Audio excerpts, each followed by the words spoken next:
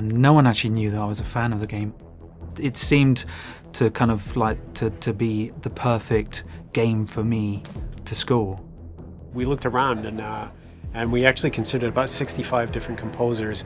And one of those was Neil Davidge. He did production and composition with Massive Attack. I knew Halo from, well, back in the days when I was still a student. You know, it was almost like a movie turned into a computer game. I think a good soundtrack and the role that music plays in video games or any media is really to give the background of why we're doing this.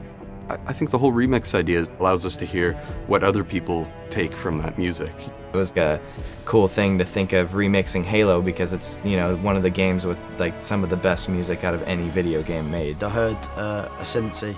It was just dark and gritty, and it just had some like lemon face, that's what I call it. Where it's just like, when you listen to it, you know what I mean? What I wanted to do when we remixed Revival was take what was already there, and taking from that we added some dubstep flares, some electro flares, you hear some hip hop drums. Something about Requiem was just like a solid sound. It was like a violin section. It was beautiful.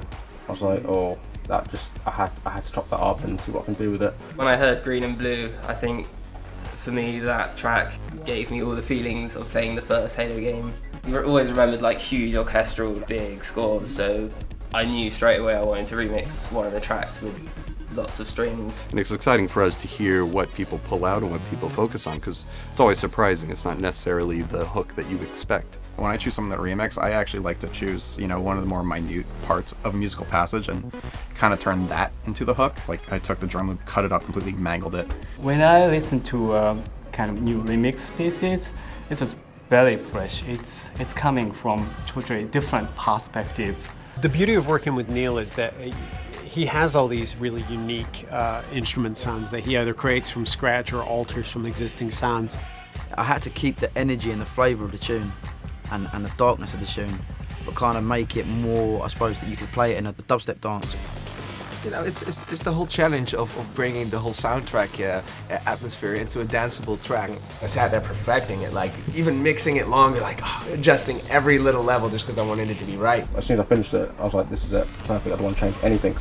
Take whatever connects to you and treat it as your own personal statement. I love it when people twist things, and you can mangle up the stems as much as you want as long as it sounds good. You know, you can pitch shift and time stretch and like create your own rhythm. And I would say definitely listen to every little bit of, you know, the samples.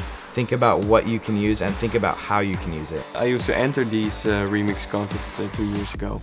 It was like a big opportunity to remix a big artist. This is it right here. You have the stems to work with. Just go out and do something cool. I mean, it's Halo. Please enter the competition. Download every stem. Make sure you check them all out. Find the ones that you like the most. Do something crazy, blow our minds. Do your thing and don't be frightened to push things forward.